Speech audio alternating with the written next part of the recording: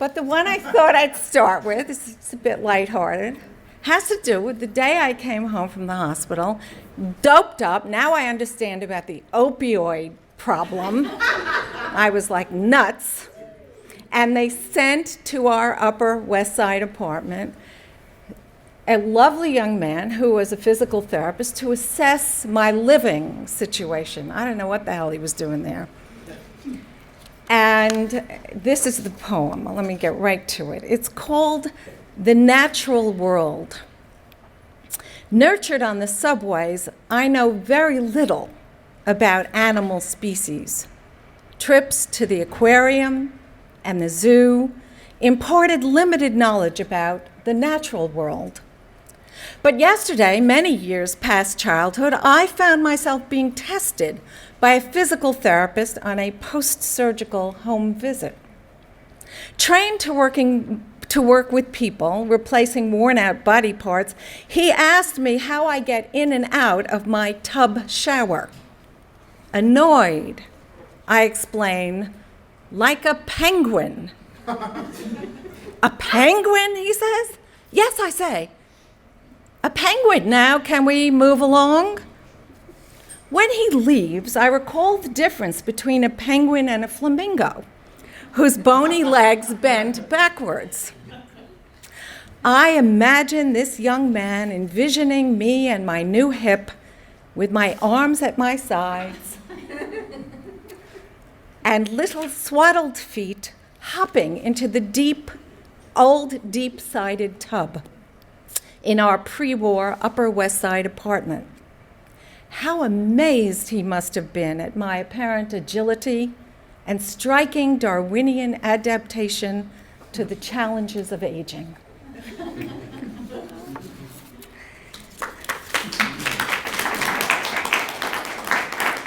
So the next poem I'm going to read is from my new chapbook that just came out from Finishing Line Press, Sounds of Morning. I want you all to look at the cover because my husband did the cover. This poem is called Keys. I think as we move along in life, the thing I noticed is some change is philosophical and physical, but I noticed as I was retiring little bits, I used to carry in the days that I was practicing law. I practiced for 35 years in New York and New Jersey in a family firm, that I had a massive amount of keys for all kinds of reasons. And as I stopped practicing, things changed, and a poem resulted. It's called Keys. Attached to an evolutionary variety of chains, each sports a souvenir medallion, miniature flashlight or good luck charm, jingling in every pocket and purse. Houses, apartments, bike locks, offices, safety deposit boxes, cars, aging parents' homes, grown children's homes, office ladies' rooms, gym lockers, mailboxes, diaries, lockets, suitcases, and jewelry boxes. One by one, detached and discarded as they are rendered useless by time, or is it tide? One by one until only a few hardy survivors remain. Like a good sauce boiled down to its essence, smaller, richer, more complex, so long in the preparation, so quickly gobbled up.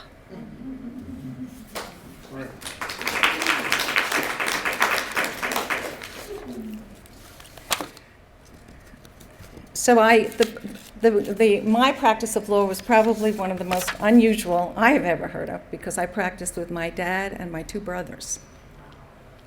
And it was kind of extraordinary. My dad was an old New York lefty, and you'll hear that in some of my poems. Very involved, a big political activist. And my older brother and my younger brother, we all had other plans and wound up in the same office. And it was incredible. And everyone says to me, do you miss practicing law? I said, no, I miss lunch. Lunch was great. So this is a poem called Why I Read Poetry, and it's an elegy. Dad, the Brooklyn College soapbox you stood on is now a screen. Your socialist angst, a tweet, a flash mob, a Facebook emoji. Unlike cell phones, your rotary phone dialed leisurely while circumnavigating its numbered orb. And of course, your books, those towers of books, repeatedly offered a new leaf to turn. So much of your life was lived at a different pace, with time to explore the promising possibilities of fairness and decency. Now everything is brutally condensed, shortened, baled, and compacted in wire-wrapped sound bites. I confess that lately I can no longer find my way without the tyrannical guidance of a heartless GPS. But Dad, occasionally I stumble on a poem that delivers an oxygen reboot, a poem that stops me short in a realm of stark recognition, which is when I dust off a few of those precious non-digital skills you gifted so long ago, whisper thanks, and reroute. So now I'm going to read the title poem. You can see that I think my husband worked hard on this cover because the title poem is a love poem. Sounds of Morning.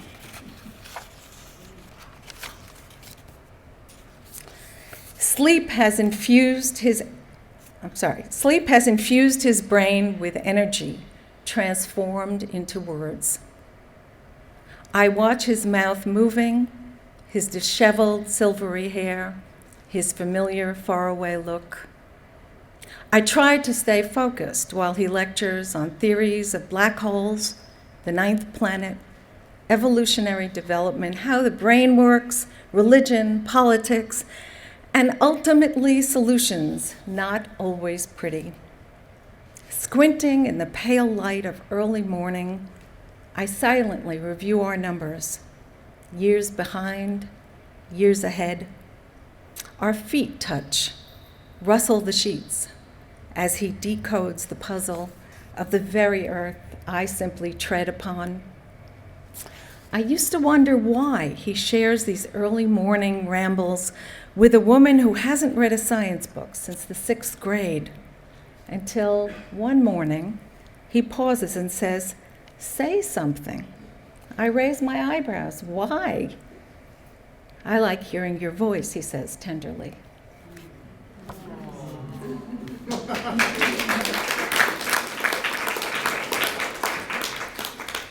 I come from a family of computer people. Our two sons and my husband are all techies. And I'm the other opposite side of that. I barely can make my way through whatever it is I have to do with my poetry and my email and my Facebook. This poem is called Morning Email.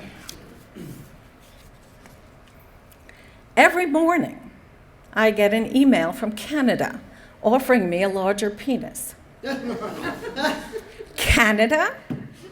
Land of the Royal Mounties? 60s haven for conscientious objectors, Canada? Now, so many years between today and the 60s, pressed to accept frailty, acknowledge fragility, there may be a few things I would pay northern strangers for, but alas, dear Canada, a larger penis is not one of them. Perhaps a better, more efficient way for aging partners to make it through the night in spoon contour without a single fruitless adjustment to aching parts, or an easy-to-swallow capsule to soothe jagged nerves, restoring them and the weary muscles to which they attach to youthful elasticity, or a moment of comfort. I might pay for a moment of comfort against the terrifying silence of a long, sleepless night.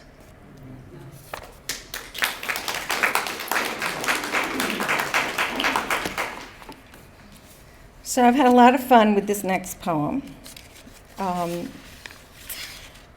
For some reason, I got on a mailing list of two lovely young women in London who are putting together, they've started a new poetry publishing house, and they seem to be doing a lot of wonderful things. And they put out a call for poems about aunts, A-U-N-T-S, because they're putting together an anthology about aunts. I guess it's a very British thing to do. And I happen to have an aunt who was very, very important in my life. And I have a bunch of aunt poems, so I sent them on.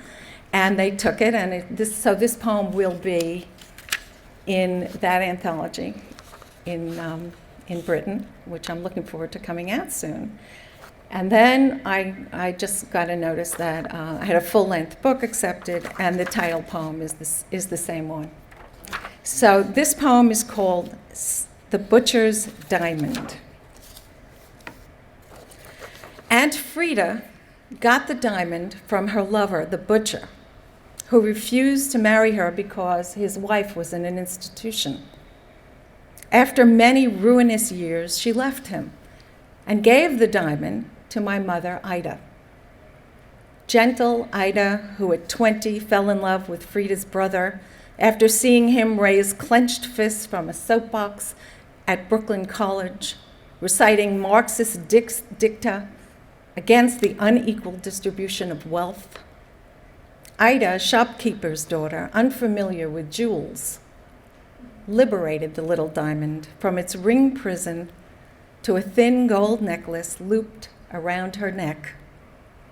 At her death, I unclasped the lock, slid it off, and held it in my clenched fist. It had so little to recommend it, the butcher's diamond. And I believe it carries Frida's disappointment and Ida's ambivalence. Yet I choose to wear it daily, as even with its flaws, it sparkles when the light is right.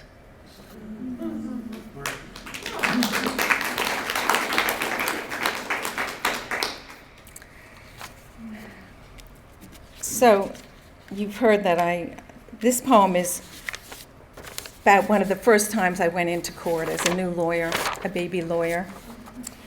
It takes a little bit of poetic license, but it's basically based on truth. And when I look back at it, I think to myself, it's amazing I didn't get locked up. It's called Contempt of Court. The first day of torts, The first day of torts, we read a case of justice denied to somebody's auntie. That's okay, I'll wait till he turns it off and I'll start again. If someone really wants to get through to you. We're taking over, you can't stop. Okay, contempt of court. The first day of torts, we read a case of justice denied to somebody's auntie who fell on her ass. A few years later, I nailed my diploma to the wall, scattered magazines in the waiting room, interviewed a desperate weeping woman with the intensity of a novice, adopted her angst, grasped her hand, put on my sneakers, and rushed her to the court that had just tossed her out. The weeping woman watched as I carved a moment from empty space, arguing, advocating, quoting, citing, until the judge cut off my lofty plea. "Counselor," he barked, "you cannot come into my courtroom in sneakers." At that moment, I remembered poor, dear auntie and understood justice denied. "Your Honor," I stuttered softly, "we are here as a matter of right, not at your invitation." The courtroom din stopped. The weeping woman stopped. A lifetime of seconds passed. "Fine," the judge growled. "Next time show more respect. Now get to the point." That was the point, I thought.